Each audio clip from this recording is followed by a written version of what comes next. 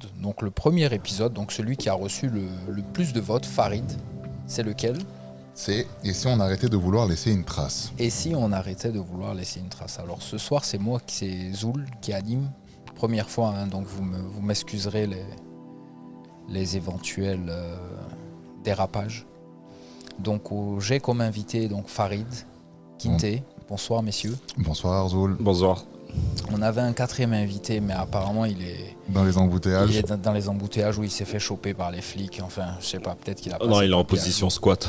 Ouais, peut-être qu'il fait des squats aussi. C'est un peu son travail. Ah, bon, je viens de recevoir une information. Son mini short est resté coincé. C'est bateau. Non, ça c'est une running joke. Donc... Alors, et si on arrêtait de vouloir laisser des traces ? Alors, qu'est-ce que ça veut dire ? Ça veut dire beaucoup de choses. Ça peut être pris de différentes manières. Je vais essayer de faire un petit résumé de différentes pistes qu'on pourrait explorer et puis après je vais vous passer la parole. Mais tu peux nous préciser quel type de traces ? Alors, il y a plusieurs types de traces. On va avoir tout ce qui va être par exemple traces culturelles. Aujourd'hui, si on a autant de connaissances, c'est parce qu'on a des ancêtres qui ont laissé des traces. Ça peut être des recherches, des savants qui ont fait des découvertes, qui ont laissé des traces. Il y a tout ce qui va être traces culturelles, l'héritage qu'on va avoir de nos parents, de nos grands-parents, qui se transmettent de génération en génération. On peut parler aussi de traces qu'on veut laisser individuellement, peut-être auprès de sa famille, auprès de ses enfants. Qu'est-ce qu'on veut qu'ils retiennent quand on ne sera plus là ? Donc ça peut être très large. Ça, c'est la partie transmission. La partie transmission. Et on a aussi cet aspect, alors je veux aussi explorer cet aspect un peu plus moderne aujourd'hui. La trace numérique ? La trace numérique. On est à l'ère des youtubeurs, des instagrammeurs, où on veut forcément marquer tout le temps, laisser des traces, laisser des vues, ainsi de suite. Donc voilà, je veux explorer, et si vous le voulez aussi, hein, explorer ces différentes pistes. Donc on va commencer par Farid. Toi qui n'as jamais été... Ah si, je crois qu'une fois Kinte avait animé. Donc... Ouais, il n'a pas animé longtemps. Le missile. Je peux partir en même temps. Non mais attends, c'est l'épisode qui est juste avant celui-là. Et allez l'écouter. Sur l'IA. Exactement, ouais. Où il a pris un tout petit peu le lead et puis après... On te l'a rendu. Ouais, on était devancé aussi. Ouais, bon, c'est pas grave. Donc, non, mais voilà. ne vois pas un tacle, hein, c'est juste... Non, mais j'ai bien compris, il aime pas partager ses jouets, c'est pas grave. Non, mais comme c'est tout le temps lui le MC, le maître de cérémonie, aujourd'hui il va être l'invité. Tiens, donc on te donne la parole. Vas-y. Oui. D'accord, donc sur laisser des traces. Alors peu importe ce qui te passe par la tête d'un point de vue, je sais pas moi, laisser des traces auprès de tes enfants, auprès de la société, auprès de tes viewers, parce que tu es quelqu'un quand même d'assez connu sur le net. Non, pas du tout. Ça, c'est encore, tu es en train de te payer ma tête. Non, pas du tout. Mais non, après, c'est bizarre parce que, tu vois, moi, j'avais surtout vu la trace numérique.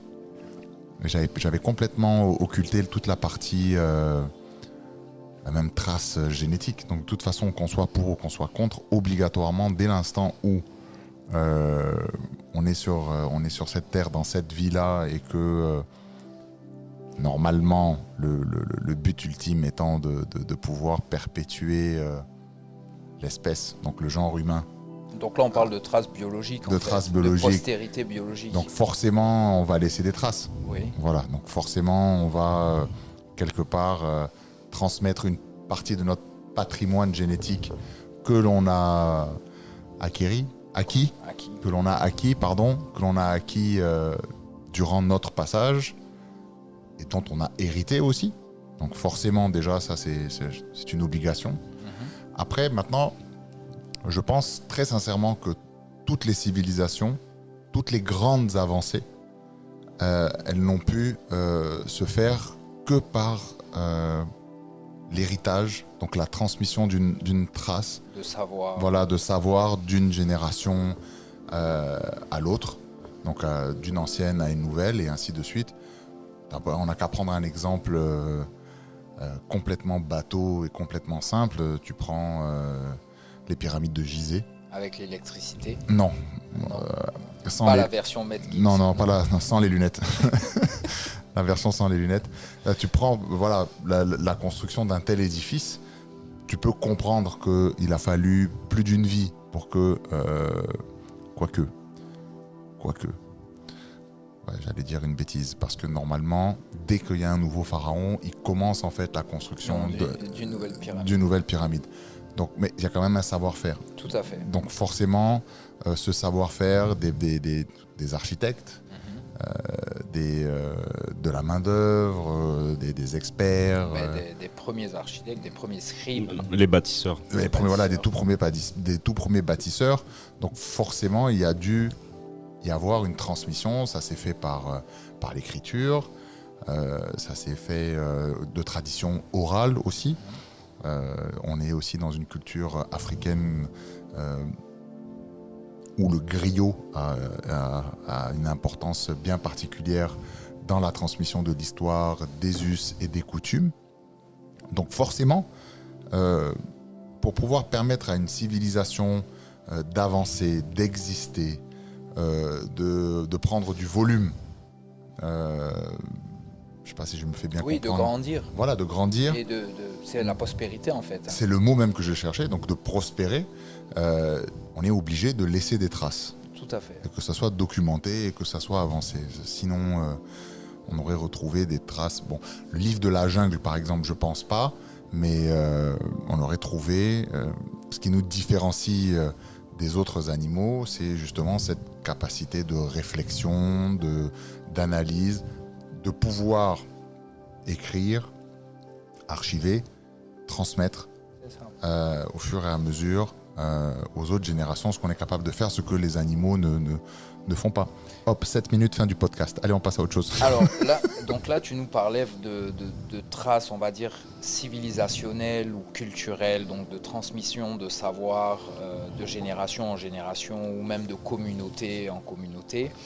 Alors si on revient maintenant un peu plus dans le présent, Kinte, si on parlait maintenant de traces au sens individuel, alors toi en tant qu'individu qui vit dans une société, quel type de traces, déjà est-ce que tu aimerais laisser des traces? Est-ce que tu crois en laisser des traces? Bon, là tu veux aborder toute la partie numérique?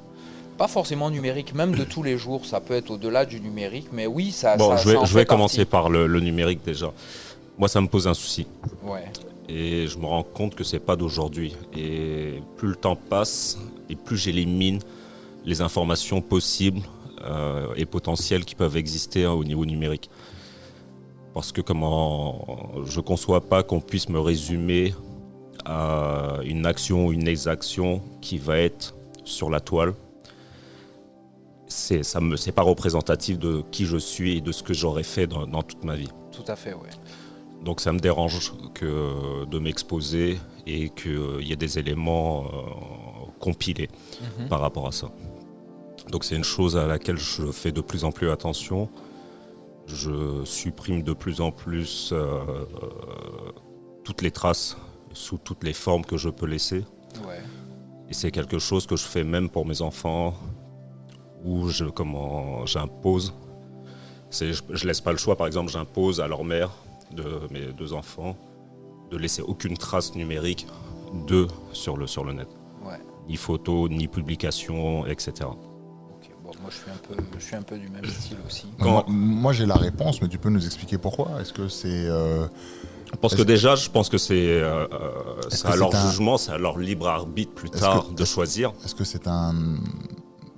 que c'est une volonté de vouloir rester dans l'ombre, un retrait, leur donner la possibilité de choisir au-delà? Non, déjà avant tout, c'est la possibilité de choisir par eux-mêmes. Tu résistes aussi contre, je sais pas moi, la mode numérique de vouloir... Non, là, moi aussi, je vais un peu parler. Non, ça s'appelle pas une mode aujourd'hui. Mais la mode... Il est saturé de n'importe quoi. Non, mais c'est une mode aujourd'hui. Quand je dis que c'est une mode... Non, je suis d'accord, c'est une mode. Peut-être que je vais les marginaliser par rapport à d'autres enfants de leur âge. Plus tard, ils vont être en marge, effectivement, par rapport à la majorité. Zoul, quand je dis que c'est une mode, pardon, excuse-moi, Kinte, quand je dis que c'est une mode, c'est pas une façon de s'habiller qui revient, des pas def ou quoi que ce soit. C'est un mode de vie. Non, c'est un mouvement. Un mode de vie. C'est un mouvement. On est à l'ère du numérique et les nouvelles générations sont tout de suite entrées dans le bain. Nos enfants, ils ont grandi dans l'ère du numérique. Nous, on n'a pas grandi dans l'ère du numérique. en tout cas durant toute notre enfance, c'est quelque chose qu'on a découvert, qui arrivait à nous, on va dire on avait 10, 11 ans par là, où ça a commencé vraiment à se démocratiser. Aujourd'hui, nos gamins, ils sont nés là-dedans. Moi, ce qui me gêne là-dedans, c'est que quand tu regardes aujourd'hui, l'espace numérique, il est saturé de conneries, mais à 99%, c'est du n'importe quoi. Donc, pour un peu comme Kinte, moi, je partage absolument la même opinion que lui. Mes enfants, je préfère pas les exposer, par exemple. Et puis, eux décideront de faire ce qu'ils veulent quand ils auront leur majorité, tu vois, parce qu'ils n'ont pas actuellement cette maturité de voir qu'est-ce qui est bon, qu'est-ce qui est pas bon. Surtout quand aujourd'hui ils te regardent des youtubeurs, des gars qui ont 2 francs 6 sous dans le cerveau, hein, pour pas être péjoratif, c'est du n'importe quoi. Tu regardes aujourd'hui 99% des contenus sur YouTube, c'est à mettre à la poubelle. Quand tu regardes les capacités de stockage qu'on dédie à la connerie humaine, c'est quelque chose de phénoménal. Mais regarde le temps imparti que tu vas passer dans la journée à scroller, du moins à être sur Internet. Ouais. Ça représente quoi ta recherche efficiente et productive ? 5%, 10%? Ouais, en fait, oui. Si tu cherches un truc, t'es focus, oui, tu vas tout de suite aller taper dedans, genre si t'es vraiment occupé. Mais sinon, le reste du temps consacré, c'est du temps perdu, quoi. Parle devant ton micro. Donc moi, c'est pour finaliser dessus, c'est comment... Voilà le problème que j'ai avec de laisser une trace numérique. Ça me dérange parce que tu n'es pas maître de ce que tu laisses. Tu es maître à l'instant T où tu postes ce que tu mets, mais comment l'information que tu auras postée ou l'élément que tu auras posté, comment il va évoluer au niveau de la toile, tu ne le maîtrises plus. Et moi, même pour aller un peu plus loin, je pense que la majorité des créateurs de contenu ne créent pas du contenu pour laisser une trace, mais créent du contenu en fonction de la visibilité que ça va avoir. Donc tu crées du contenu, sachant que ce contenu-là, tu vas créer un contenu qui va faire de la vue. Parce qu'aujourd'hui, c'est ça, on va pas se blaguer, c'est un business. Hein. On veut faire des vues pour être connu, pour gagner de l'argent, ainsi de suite. Donc tu ne crées pas un contenu que tu aurais créé toi-même, on va dire, si tu n'avais aucune visibilité ou quoi. Tu vas créer un contenu en fonction de ton public. Donc au final, oui, de l'attente de ta communauté ou de ton public. Exactement. Donc c'est pas une trace qui va être un peu comme on disait au tout début, qui est une trace où c'est un savoir qu'on va partager. Généralement, même c'est des traces. Voilà, regarde l'exemple d'Instagram. Tu fais une story, tu laisses une trace, mais qui dure 24 heures. Oui, mais après, pas plus que ça. Après, il y en a qui peuvent. C'est faux. Après, il y en a qui peuvent archiver la story. Et tu peux la... Non, mais justement, c'est là toute la subtilité du sujet. Et si on décidait de vouloir arrêter de laisser une trace, ou est-ce que c'est nécessaire de vouloir vivre en laissant une trace? C'est là toute la subtilité de ton sujet. Parce que la story, elle est peut-être visible pendant 24 heures, mais dans les archives, tu peux aller la voir. Mais qui va dans les archives? Il y en a. Non, mais au-delà de ça, à partir du moment où tu as publié... Tu as laissé une trace. Admettons, je sais pas, demain, toi, toi, Zoul, ouais. T'es à la plage, tu prends un selfie de toi, tu publies. La photo explose, elle cartonne. Ouais. Qui te dit tu vas pas te retrouver dans le fil? Tu n'es plus maître. Alors, l'algorithme après va pousser. Franchement, alors moi je me connais suffisamment pour savoir c'est un exemple. Où je vais aller. Oui, non, mais je vois l'exemple que tu veux dire. Oui, en effet, ça tu peux rien faire. Je veux dire, ton enfant fait une photo qui lui estime et il pense légitime. Et puis elle se retrouve... Elle se retrouve dans un fil qui va être republié X fois. Ouais. Et qui va être dérivé en plus de ça. Parce que la légende ne va pas être conservée forcément. Elle va être déviée et elle peut aller à différents usages. Donc, on est d'accord, tu maîtrises rien dessus. Non, de toutes les façons, il faut partir du principe. Et là, je pense que je suis bien positionné pour en parler. Donc dire que c'est éphémère, c'est faux. Sur le numérique, tu n'as aucun contrôle sur rien du tout. Hein. À partir du moment où tu t'exposes sur Internet, tu n'as absolument plus le contrôle de l'information que tu postes. Moi, je m'en rends compte à titre perso. Ça m'est arrivé de retomber sur des photos de moi sur des sites. Alors j'en suis bien heureux parce que je vois que c'est des femmes qui se font plaisir avec ces photos-là de phallus, mais... Sauvage. Non, on vous donnera pas son pseudo. Kentucky, la boîte à outils. Non, 36. Non, la trace numérique est quelque chose qui me fait vraiment peur en soi. Et comme je disais au début, en fait, Ça peut être pour une action que tu as fait, comme une exaction. Donc, on peut te calibrer, te cataloguer uniquement pour ça. Ouais. Or, c'est un instant dans ta vie, une photo de 10 secondes peut-être, sur une vie de 70 ans, 80 ans. Tout à fait, je vois. Bah alors ça va être le point de vue, enfin la trace que tu vas laisser, mais du point de vue extérieur. Comment les gens vont réagir.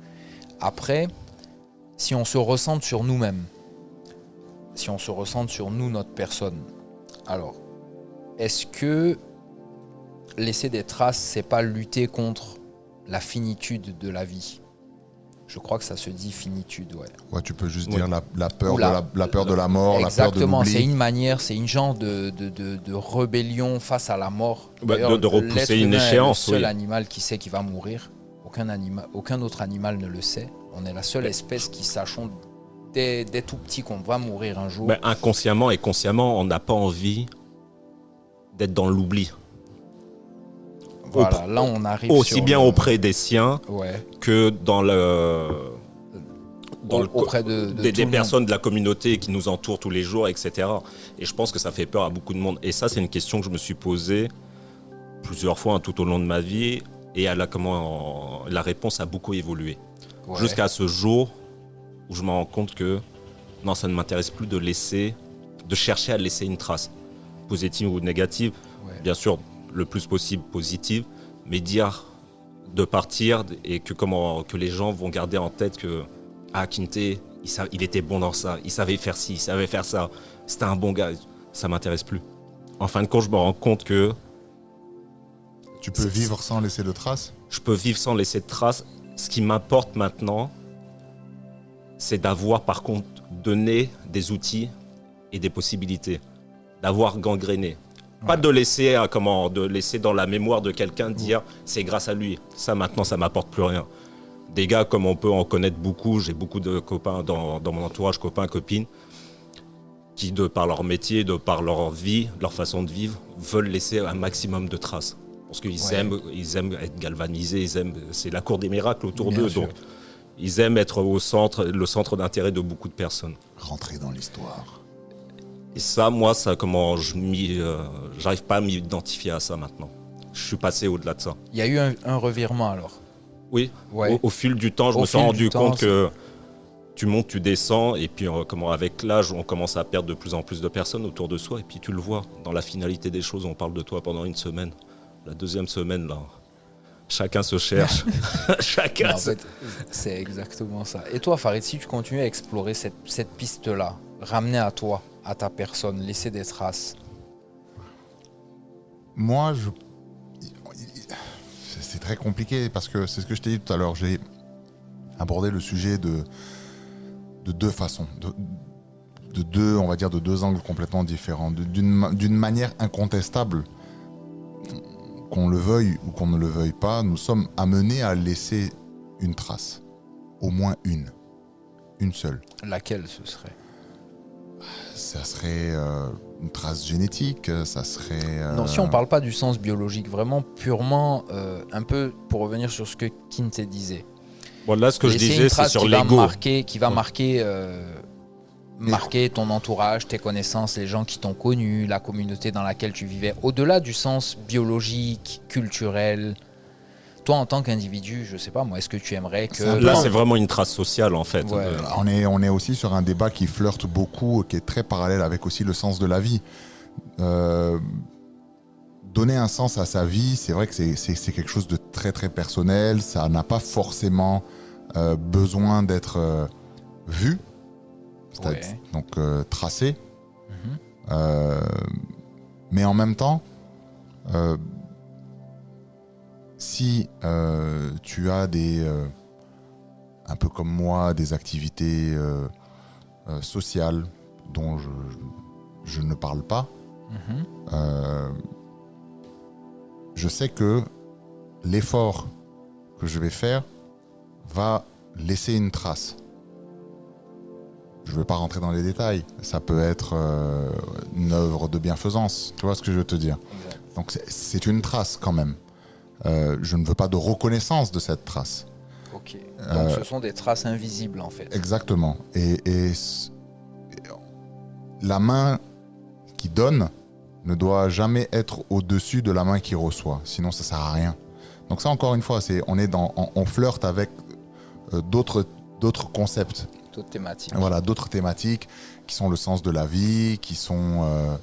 Et puis c'est une éthique propre à chacun voilà, aussi. l'éthique, Vraiment... etc. Donc, laisser une trace, indubitablement, on le fait. Il n'y a pas de choix. Tu le fais. Tu fais pipi contre un arbre, tu as laissé une trace.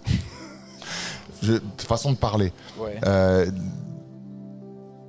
Il y a plein de films, il y a plein de trucs comme ça, comme Retour vers le futur, ou je ne sais plus quel autre film qui remonte le temps, où qu'on voit que lorsque un tout petit détail, même de façon inconsciente, change. Butterfly effect. Butterfly effect. L'effet papillon. Exactement. Donc, on voit que ça peut avoir un impact. Donc, forcément, je veux dire, on va laisser une trace, on va avoir un impact qui va résonner à notre échelle, plus ou moins loin, géographiquement ou dans le temps. Donc, voilà, c'est obligatoire. Maintenant, ce qui est intéressant, c'est de se dire, j'ai le choix, en fait. J'ai le choix et là on revient dans ton sujet, j'ai le choix de vouloir exposer la trace que je réalise, ouais, comme de ne pas le faire. Okay. Et là, moi, aujourd'hui, où on est dans un monde de communication exacerbée, répétitif, Kinte disait tout à l'heure, tu peux être à la une le lundi, et le mardi, t'as la poubelle. Bon, mardi, c'est très rapide, mais en 8 semaines après. Voilà, en 8 après, il y a une autre nouvelle, et puis ça enchaîne, etc., etc. Aujourd'hui, Trump, par exemple, c'est quelqu'un qui a très bien compris que pour ne pas donner la possibilité aux médias ou aux personnes de digérer ce qu'il est en train de faire, ou ce qu'il est en train de dire, ou ce qu'il projette de faire. Oui, il gave l'audimat. Voilà, le gars, il charge à fond, chaque jour il y a un truc. Et voilà. Ça, on est dans le live, comme les infos live, quoi. Donc ça, oui, ça je peux le comprendre. Après, ça va dépendre de ton environnement, ça va dépendre de plein de choses. Si ton métier, c'est faire valoir des compétences manuelles ou intellectuelles, ou peu importe, et que tu en as besoin pour vivre, pour manger, tu vois, pour payer ta pitance, à un moment donné, oui, tu vas laisser une trace. Après, si c'est juste pour filmer un cookies, alors la plupart du temps, on voit les repas, les machins, les trucs comme ça, et moi, ça me fait bien rire parce que j'imagine qu'elles les ont faites la veille, ou il ou elle, pardon, hein, j'indexe personne, et qu'au moment où on les voit, c'est déjà digéré, c'est déjà dans l'intestin, peut-être même que la galette, elle est posée dans les... C'est déjà la station. qu'elle est déjà posée dans la galette, elle est déjà posée. Donc, c'est éphémère. Et ça, par contre, j'ai beaucoup de mal avec... Avec, on va dire, la trace qu'on veut forcer... c'est la profondeur de chaque action de chacun. Ouais, on veut forcer la visibilité, en fait. Exactement. C'est fake. En fait, c'est fake. Voilà. En fait, dans ce qu'on est en train de dire... Je sais pas si je me suis un peu écarté ou pas. Non. C'est que ça, comment... Bon, il y a des personnes qui publient leur environnement, de leur métier, parce que ça est fait aussi, parce que si c'est des gars qui sont en médias, qui doivent être diffusés, etc., c'est normal qu'ils auto-alimentent en permanence. Tout à fait. Parce qu'ils vivent là-dessus, ils vont générer ça. C'est ce que disait Farid. Ouais, je suis en train de penser à un truc, tu vois, par exemple, les meilleurs médecins du monde, ils sont pas sur Instagram. Oui. Voilà, le bouche à oreille, la qualité du travail. C'est pour ça que je dis comment le garçon ou la fille qui est Instagrammeuse de métier, elle vit et comment elle génère des fonds sur le nombre de vues, etc. Ok, c'est normal qu'elle se pète un ongle, elle publie qu'elle a pété son ongle, qu'elle a fait un pas très... Bref, ça je le comprends. Mais la personne, entre guillemets, lambda, où ça ne génère rien chez lui, hormis auto-alimenter son égocentrisme ou attirer de la sympathie ou de la pitié aussi. Aussi, parce que souvent, c'est des personnes qui ont un affect pauvre ou, comment, désuet et qui vont chercher de l'affection à travers ça. Là, j'ai plus de mal. Et là, quand je laisse faire, mais par contre, dans mon environnement, je vais filtrer et je vais m'éloigner très facilement de ces personnes-là. Voilà. Donc, c'est comme disait Farid, pour la personne qui est en train de manger un cookie, j'ai pas besoin que tu sois à poil pour me faire voir que tu manges un cookie. Fais-moi voir le cookie dans l'assiette, c'est fini. Je te dis bon app et on passe à autre chose, quoi. C'est exactement ça. Donc je retiens deux choses. On a les traces ce que je vais appeler les traces invisibles. Ce sont, je pense, à mon sens, ce sont les traces qui vont perdurer le plus dans le temps, dans l'espace, dans la durée. Et puis on a les traces artificielles qu'on va essayer de forcer. La consommation immédiate. Voilà, donc, bon, après, en même temps, c'est la société aussi dans laquelle on vit qui veut ça. Hein. Aujourd'hui, on est dans une société de consommation, on est dans cette société où... On est dans une société qui veut se divertir et qui ne veut pas être face à ses actes, face aux difficultés qu'on vit à l'heure actuelle. On était déjà, il y a plusieurs années, dans une société de consommation. Et aujourd'hui, c'est une consommation accélérée, rapide, exacerbée et qui en plus doit être digérée rapidement pour laisser place encore à une autre nouvelle, etc. etc. Bon, moi, pardon, hein, le chasser le naturel, il revient au galop. Zoultan, t'as pas beaucoup entendu là-dessus. En général, je sais pas, ça vous est déjà arrivé forcément de vous dire, même si tu veux pas laisser une trace, mais des fois tu te projettes et tu te dis, mais en tout cas moi pour ma part, c'est comment on va se souvenir de moi. C'est un sens à la vie, c'est pas forcément quelque chose de comment dire.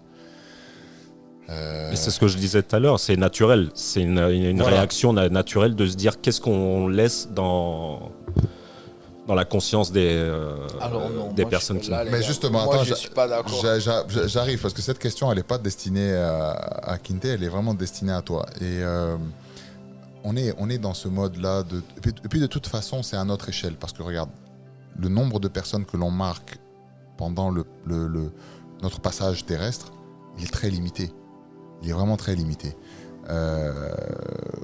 Combien d'entre nous vont en mémoire sur les pierres tombales de nos grands-parents, un certain pourcentage. Okay. De nos arrière-grands-parents, on ne sait même pas qui c'est des fois. C'est ce que j'allais te demander. Est-ce qu'aujourd'hui, tu te souviens du nom de ton arrière-grand-père, arrière-arrière-grand-père? Moi, oui. Mais ça ne veut pas dire que j'ai un lien affectif. Oui.